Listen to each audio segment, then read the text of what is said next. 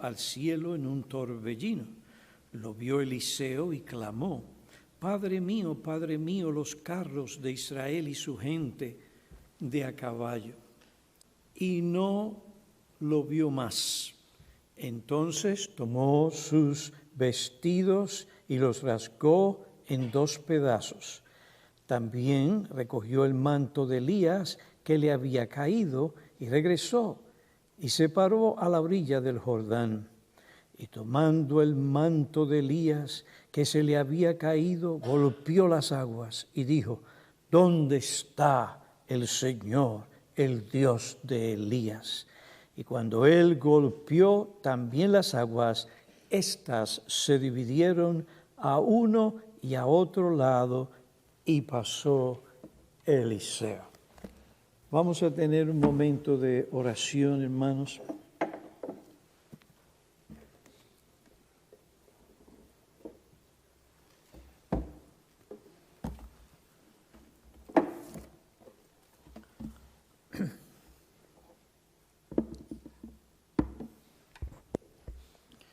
Dios del cielo y de la tierra, Dios de Elías y Eliseo, y Padre y Dios de nuestro Señor Jesucristo, te alabamos en esta mañana como pueblo tuyo, en este día designado por Jesucristo y por tu palabra, para que tu pueblo se reúna a oír tu palabra, a orar y buscar tu rostro y alabarte. Aquí estamos. Rogamos por la bendición y la manifestación de tu gracia y de tu Espíritu sobre nosotros, sobre nuestras vidas, el predicador, y que no dependamos de ninguna otra cosa en nosotros o fuera de nosotros que no seas tú, para poder nosotros proclamar tu palabra, enseñar y guiar a tu pueblo. Gracias por tantas bendiciones concedidas a tu iglesia en este lugar. Ven y capacita a tu siervo nuevamente, para que así tu palabra corra y sea glorificada en Cristo Jesús, Señor nuestro. Amén.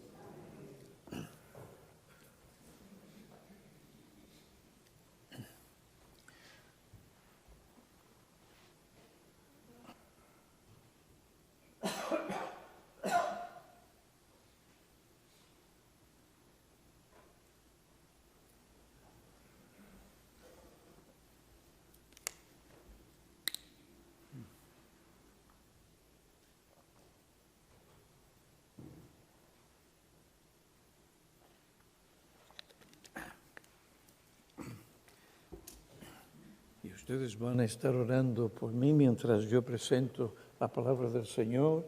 Desde agosto no estoy en este púlpito para predicar, así que necesito la gracia del Señor.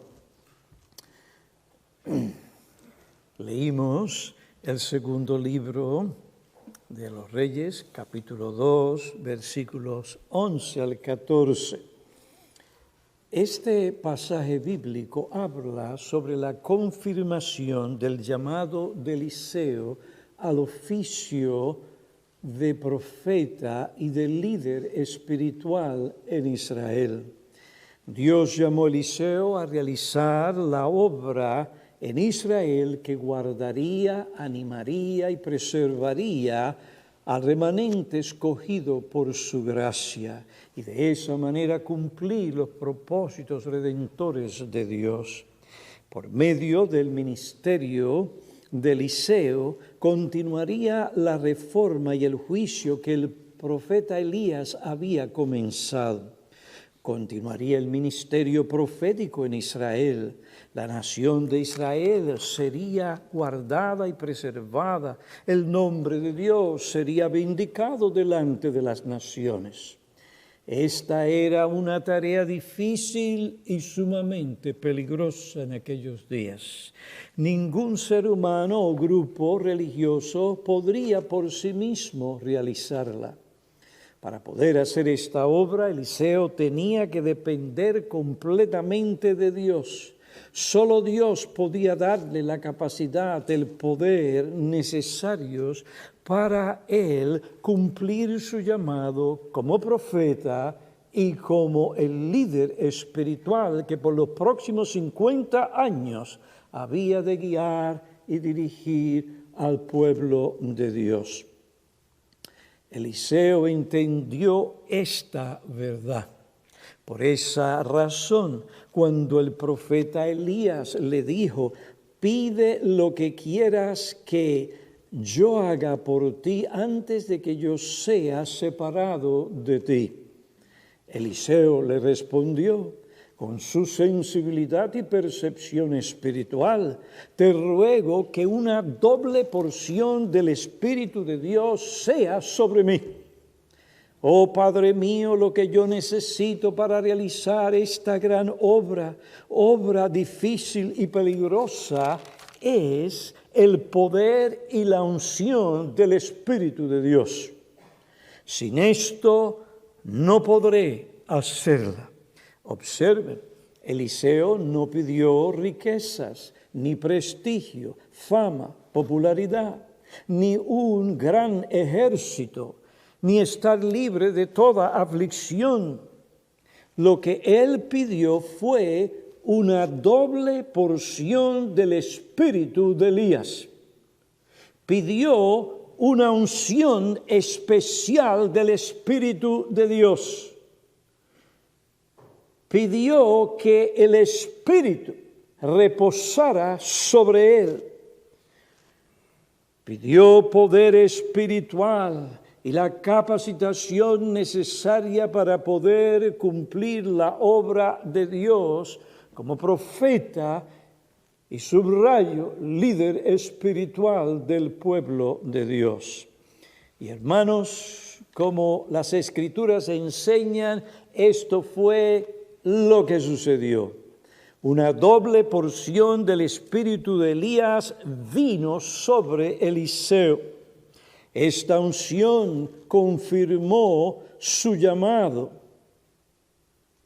ante los hijos de los profetas, los siervos de Dios. El versículo 15 declara, cuando lo vieron los hijos de los profetas, cuando vieron que las aguas del Jordán se dividieron en el momento en que Eliseo golpeó las aguas con el manto de Elías, dijeron, el espíritu de Elías reposa sobre Eliseo. Y no hay mejor recomendación para ningún hombre, ninguna iglesia, ningún ministerio, que esta recomendación y descripción.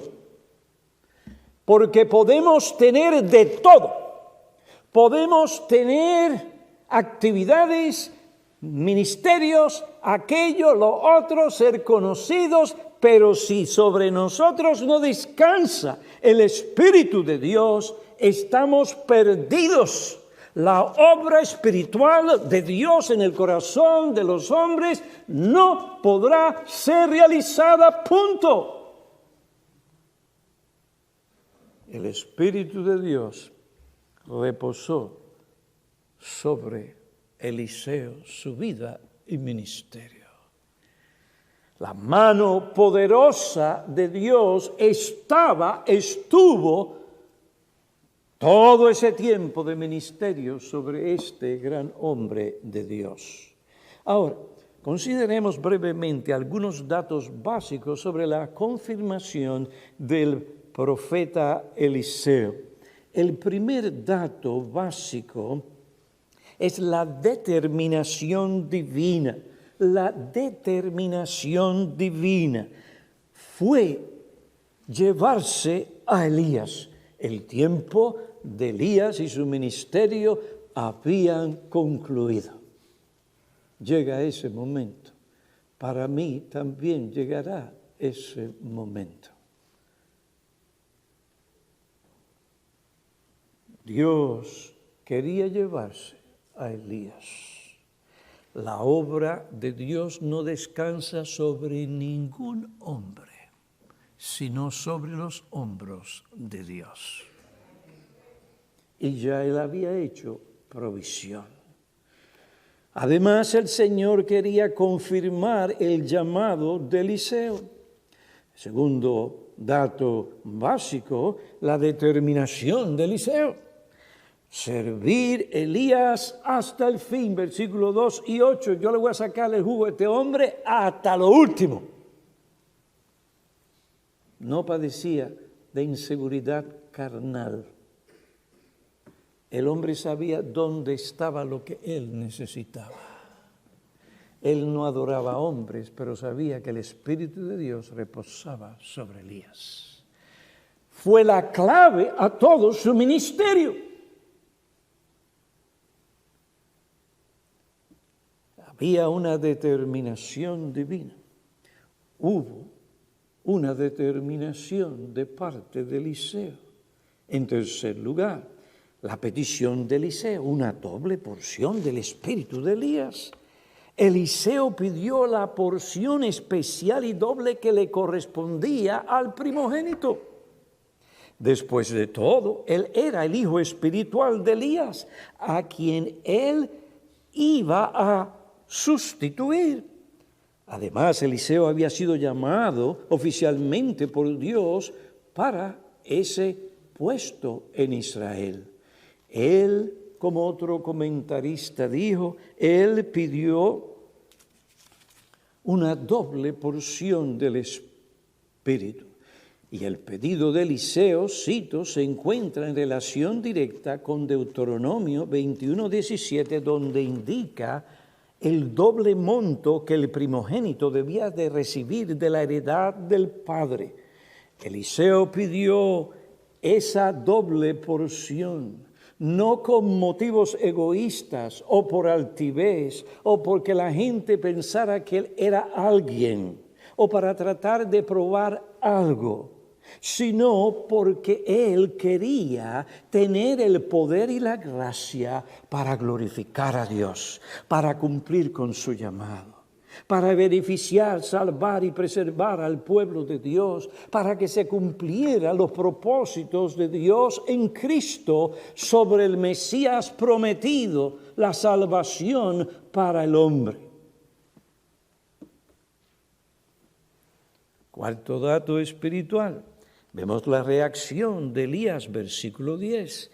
Elías, ¿qué hizo? Oye, esto es una petición muy difícil. Yo no puedo otorgarla, no tengo ese poder. Entonces, ¿qué hizo Elías? Hizo lo que tenía que hacer. Dirigió a Elías al único que podía otorgar esa petición, Dios. Dios.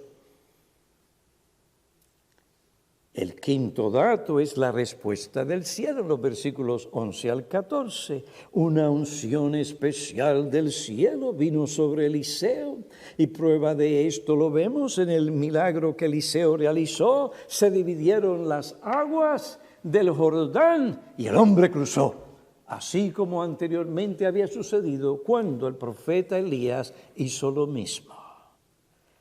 Versículo 15.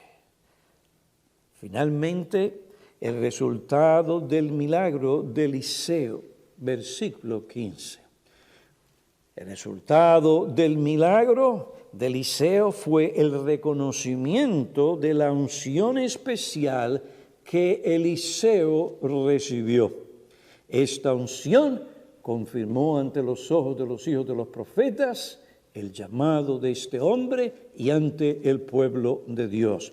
Los hijos de los profetas dijeron, el espíritu de Elías reposa sobre Eliseo. Ahora, ¿qué lecciones prácticas debemos aprender de estos datos básicos de la confirmación de Eliseo? Y vamos a tratar solamente una sola en esta mañana y ya luego en el culto de las 11 trataremos las otras para poder mantener el asunto del tiempo. Espero ser un buen ejemplo a mis estudiantes. Vamos a ver.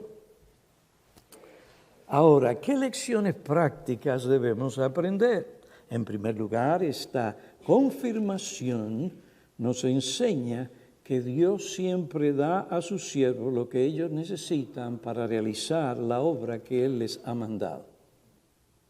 Dios siempre da a sus siervos lo que ellos necesitan para realizar la obra que Él les llamó a hacer. Elías no tenía el poder para otorgar a Eliseo lo que había pedido. Aunque Elías no podía impartir el Espíritu, él dirigió a Eliseo, aquel que podía conceder la capacitación del Espíritu que Eliseo necesitaba para cumplir su llamado. Elías dirigió los ojos de Eliseo al Dios del pacto. Ya que la misión que Eliseo había recibido tenía como objetivo el cumplimiento de los propósitos redentores de Dios en Cristo,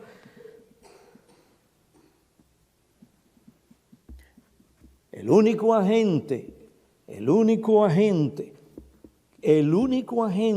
principalmente responsable de suplir aquello que Eliseo necesitaba para cumplir tal misión era Dios. Dios concedería tal petición porque Él siempre suple lo que sus siervos necesitan para realizar la obra o para obedecer el mandato que Él les da. Oh Elías, si he de recibir alguna cosa de parte de Dios para esta tarea, que sea una doble porción de tu Espíritu. Y Dios tiene oídos para esa clase de petición, donde el alma confiesa su dependencia total en el poder, la gracia, suficiencia, omnipotencia, sabiduría de Dios. Esa es la clase de petición que a Dios le gusta oír de sus hijos. Esta petición procedía de lo profundo del corazón de Eliseo. Dios otorgó la petición porque Eliseo, a pesar de ser un hombre débil como nosotros, de igual pasiones como la de Elías, deficiente o débil en algunas cosas, él era un hombre íntegro y fiel, leal al Dios del pacto. Dios le otorgó la petición. Él siempre provee. Hermanos, eso trae una gran tranquilidad al alma de los siervos de Dios. No están solos. El Nuevo Testamento subraya constantemente esta verdad. Y antes de enviar a sus siervos a la tarea de hacer discípulos de todas las naciones, Jesús los preparó, tuvo 3 años en el asunto, preparándolos para tal misión. Primero les advierte sobre cuán difícil sería esa tarea. En Juan capítulo 14 al capítulo 16, el Señor describe en detalle a sus discípulos lo que ellos padecerán. Jesús les dijo: pero como no sois del mundo, el mundo os odia. El Señor les dijo: pero como no sois del mundo, sino que yo os escogí de entre el mundo, por eso el mundo os odia, os aborrece detrás de todas esas hipocresías, etc. Esto es lo que hay. Si me persiguieron a mí, ustedes no pueden esperar otro trato diferente. Os perseguirán a vosotros. Os expulsarán de la sinagoga. Y viene la hora cuando cualquiera que os mate pensará que así rinde un servicio a Dios. Juan 15, versículo 18 al 20. Jesús dice: en el mundo tenéis, no es que vas a tener, no es que tenéis tribulación, pero tened ánimo. Yo he vencido al mundo. Por tanto, ustedes también, en mi nombre, por la fe y en las fuerzas del Espíritu Santo, también lo vencerán. ¿Cómo podría este grupo tan débil? Pero miren, si horas antes de estas cosas, estaban peleando entre ellos sobre quién sería el mayor. Después de 3 años con el Señor, ¡qué barbaridad! ¿Cómo podrían ellos vencer la oposición en su propia fuerza? Pero no, ven a Pedro lo que él hizo. Por confiar en sí mismo, depender de sus recursos y de él y su astucia y su mente humana, no puesta en las cosas de Dios, sino en las de los hombres. Eso es lo que el Señor le dijo. ¿Cómo podrían ellos vencer la oposición, el ataque del mundo? ¿Cómo podrían ellos realizar la obra que Jesucristo les había mandado cuando fueran perseguidos? ¿Cómo podrían tener victoria? Pues esta victoria sería el fruto de la presencia, capacitación y manifestación del Espíritu de Dios en sus vidas. Él vendría a morar en ellos de una manera especial para capacitarles para hacer la obra de Dios. El Espíritu residía ya en ellos, eran creyentes, pero el Espíritu vendría con medidas copiosas de su poder, de su gracia, para capacitar a estos hombres para la tarea de conquistar el mundo de aquel entonces.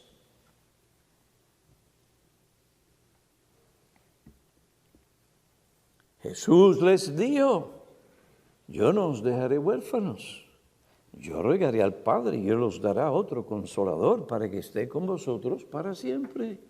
Lucas 24, versículo 48 y 49. Vosotros sois testigos de estas cosas, y he aquí, yo enviaré sobre vosotros la promesa de mi Padre.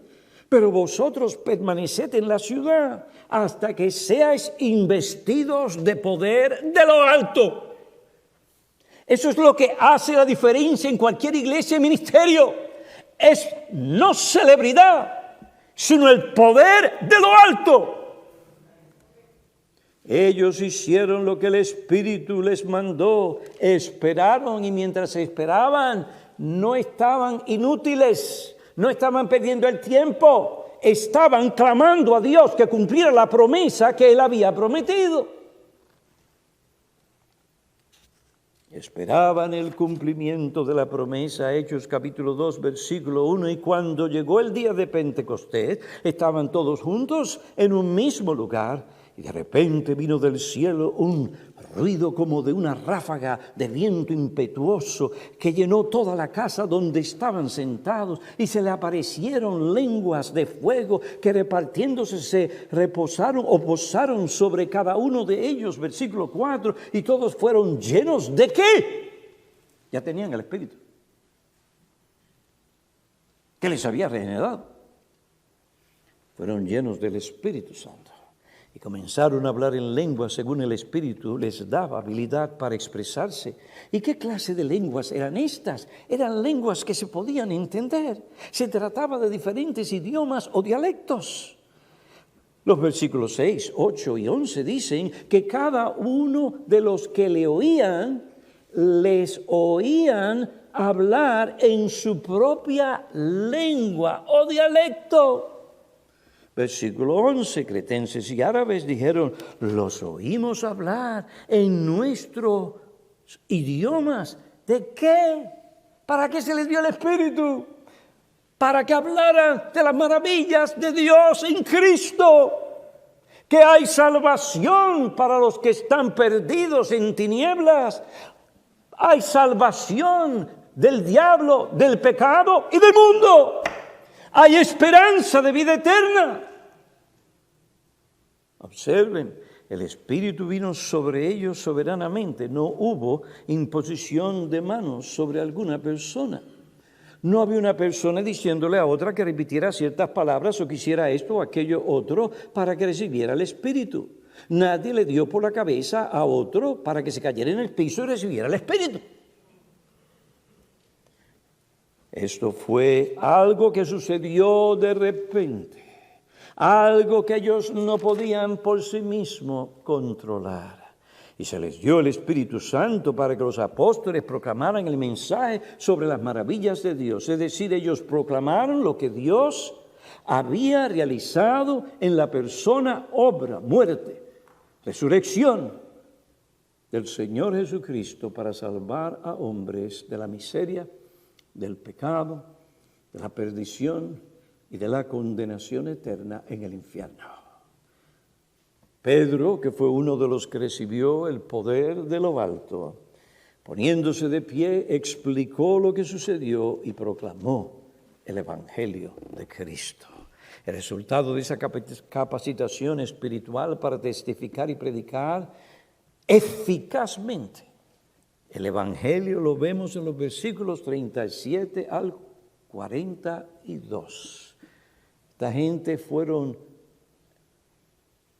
compungidas al oír la proclamación del Evangelio, esa proclamación eficaz.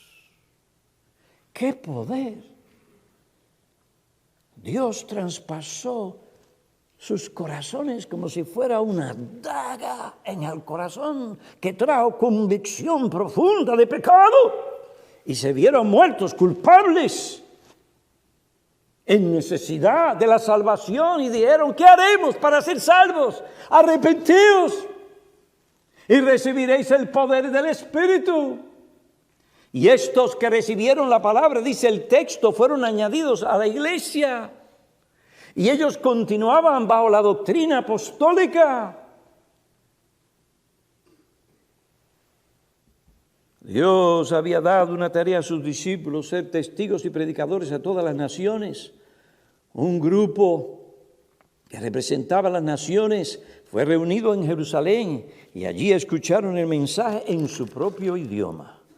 Poder, capacitación y gracia fueron concedidos por el Espíritu para que los discípulos realizaran tal tarea. Ahora bien, sígueme de cerca, hay aquí las preguntas.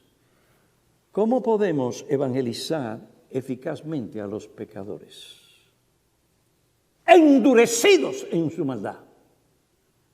¿Cómo podemos edificar a los santos para alcanzar madurez espiritual cuando tenemos el mundo, tenemos diferentes seducciones y cosas, etcétera, para quitar su mente de lo que tienen que tener su mente? ¿Cómo podemos realizar tal obra ante la oposición de la carne, del diablo y del mundo, ante las seducciones del mundo? ¿Cómo podemos alcanzar a aquellos que se encuentran endurecidos, que no aman, sino que odian a Cristo? ¿Cómo podemos ministrar ante el desafecto, los prejuicios que algunos tienen contra los siervos de Dios? Uno ve sus rostros y no tienen que hablar para dejarnos saber que no quieren oír el mensaje del Evangelio. ¿Quién es suficiente para estas cosas? Pablo nos dice que nosotros por nosotros mismos no somos suficientes. En la segunda epístola a los Corintios, capítulo 3, versículo 5, el apóstol dice, no que sea el apóstol, aquel que había recibido tantas visiones, aquel que tenía un conocimiento del Antiguo Testamento envidiable, hebreo de hebreos, aquel hombre distinguido, un hombre de letras, estudiado, culto. Él dice, no que seamos suficientes en nosotros mismos para pensar que alguna cosa procede de nosotros, sino que nuestra suficiencia es de Dios. Versículo 6, el cual también nos hizo suficientes como ministro del nuevo pacto, no de la letra, sino del Espíritu, porque la letra mata, pero el Espíritu da vida. Nosotros no podemos en nosotros mismos, por más Biblia que conozcamos, por más títulos que tengamos, por más doctorados que tengamos, impartir vida mientras predicamos.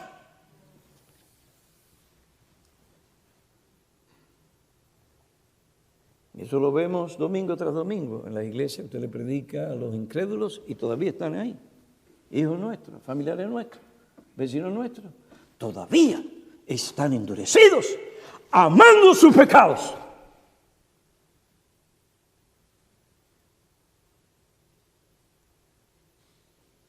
Pablo dice, versículo 6, Dios nos hizo suficientes. Aleluya. Dios nos hizo suficientes. Él nos capacitó. Ministros capacitados para presentar, explicar, aplicar de una manera eficaz el Evangelio. Mensaje a través del cual el poder del Espíritu obra para traer vida y salvación. Dios no envía a sus siervos al campo de batalla sin equiparlos. No, ese no es nuestro Dios. Porque, dice la Biblia, ¿quién ha servido alguna vez como soldado a sus propias expensas? 1 Corintios 9:7. ¿Qué gobierno envía a sus soldados a la guerra sin armas y sin municiones? Dios no enviaría a Eliseo al campo de batalla sin preparación o sin equipo, o sin el poder y la capacitación que él necesitaba ante una capa, ante una Jezabel, ante los Baales y los profetas y todo aquello. Antes de que Eliseo ocupara el lugar de Elías, recibió la doble porción del Espíritu para realizar la tarea que Dios le había encomendado. Y Jesús no fue diferente. Antes de comenzar su ministerio terrenal, Él fue bautizado con toda la plenitud del Espíritu de Dios. Él vino a hablar y en una sinagoga dijo, aquí se cumple, el Espíritu de Dios reposa sobre mí. Aquí se cumple lo prometido. En lo que respecta a su humanidad como hombre y no como Dios, en lo que respecta a su alma, él necesitaba ser capacitado con la plenitud del Espíritu en su caso para hacer la obra que Dios en la eternidad le encomendó y que él voluntariamente se entregó por amor a nosotros.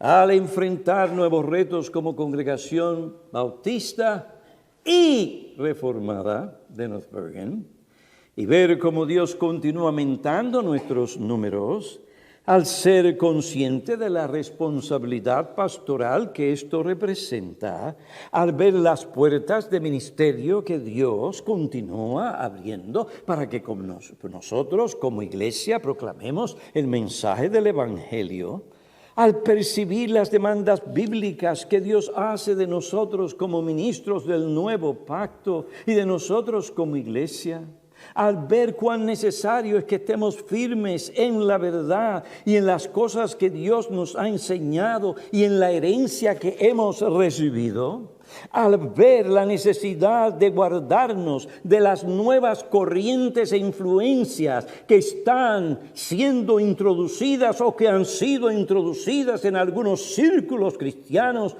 como parte de una nueva visión ministerial, eclesial y evangelizadora, al percibir el evangelicalismo que está nuevamente echando brotes sutiles en diferentes campos, con nuevos métodos, con un nuevo enfoque ministerial, con nuevas metas, a pesar de estas cosas socavar la verdad que algunos de ellos mismos predican, y como estos desvían a personas a la mundanalidad.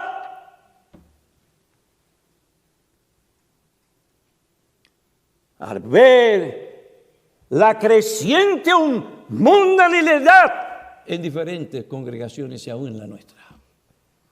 Al ver la oposición, la indiferencia que enfrentamos ante nuestras limitaciones, debilidades y deficiencias y pecados, al considerar las responsabilidades que Dios nos da, hermanos, temblamos. ¿Quién es suficiente para estas cosas? No somos en nosotros mismos suficientes. Pero aquí está nuestro consuelo. Aquello que alienta y fortalece nuestros corazones y fortalece nuestra fe y nos da, sí, nuevas fuerzas, mayor celo por Dios, su gloria y su verdad. El Dios que nos ha dado estas responsabilidades y la tarea de sostener, defender, transmitir y preservar toda su verdad redentora, no nos ha abandonado ni nos abandonará. Esta no es mi obra, esta es la obra del Espíritu de Dios. No es la obra de ningún hombre, es Dios. Su nombre tiene que ser y está siendo vindicado. Él no nos llama a depender de nuestros recursos, sino de aquello que nos provee el Espíritu Santo. Dios nos dará todo lo que realmente necesitamos como iglesia para realizar la tarea que nos ha encomendado. ¿Y no es esto lo que ustedes han estado viendo estos últimos años?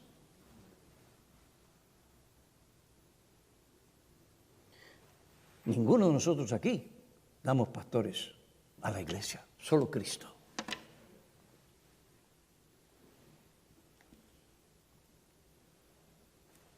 Por tanto, como Eliseo, tenemos que pedir sobre toda cosa al Señor, como iglesia y como ministros, danos la doble porción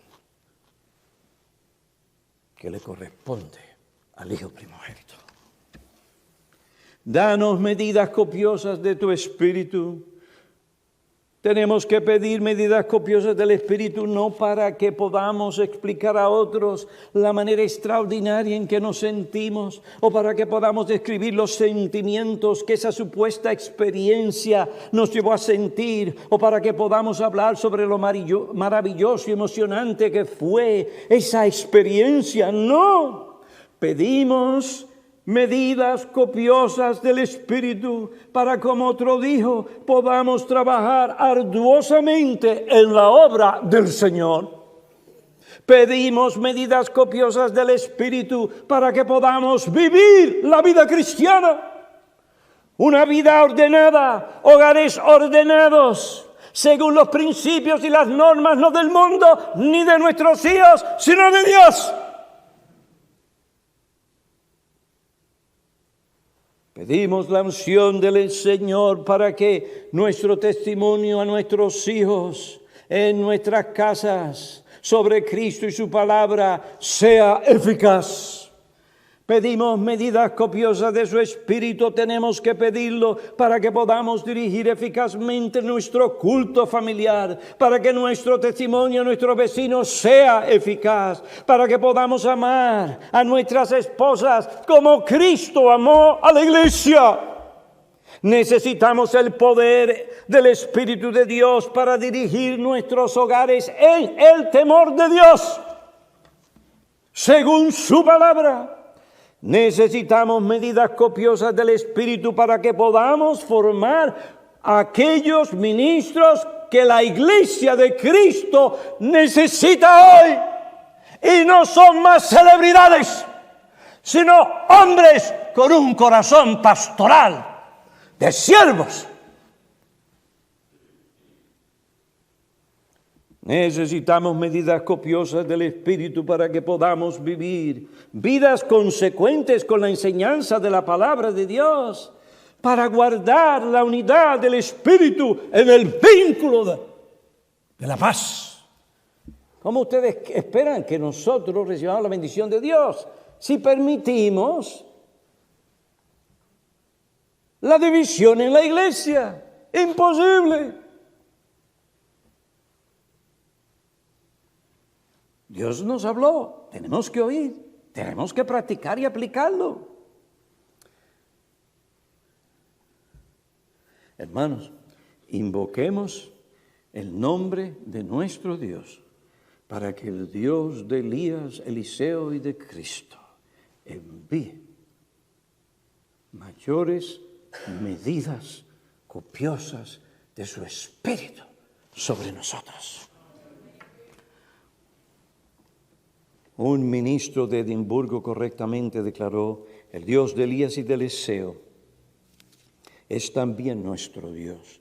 Su carácter no cambia, sus recursos son inagotables. El Dios de Pablo, Lutero, Knox, el Dios de Whitefield, de Spurgeon y sobre todo el Dios y Padre de nuestro Señor Jesucristo. La revelación de la cruz es el fundamento final e inmovible de nuestra confianza.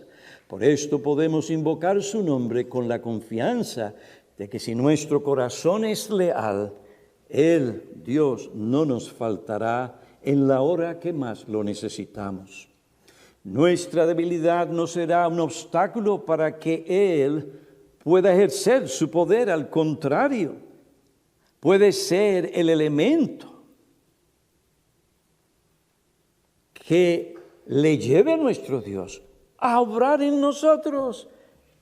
Él, Pablo dice, me ha dicho: te basta mi gracia, pues mi poder se perfecciona en la debilidad. Esta iglesia es una iglesia débil. Sus factores débiles. Pero cuando soy débil, entonces soy fuerte. Consideramos algunos datos básicos sobre la confianza de Eliseo y luego comenzamos a enumerar las lecciones prácticas que debemos de aprender de esta confirmación. Dios siempre da a sus siervos lo que ellos necesitan para realizar la obra que Cristo les ha dado. Estudiantes, 10:29. Un ejemplo. Hermanos, necesitamos el Espíritu de Dios. Mayores medidas de su poder, de su gracia, de su misericordia. Oremos. Oh Padre, Dios del cielo y de la tierra, agradecidos estamos ante la revelación que tú das mediante tu palabra para guiarnos, para animarnos, para consolarnos y dirigirnos. Esta iglesia confiesa su pecado, perdónanos. ¿Cuántas horas hemos pasado en cosas que no eran tan importantes? Y hemos dejado de clamar a ti como deberíamos, tomando el tiempo para hacerlo. Perdónanos. Oh, confesamos nuestra necesidad de tu Espíritu. Envía tu Espíritu, fortalece a tu iglesia para que podamos hacer hoy y mañana y hasta que tú regreses tu obra en Cristo para tu gloria y la salvación de tu pueblo y la exaltación de tu Hijo en los cielos como Señor y Rey, en su nombre.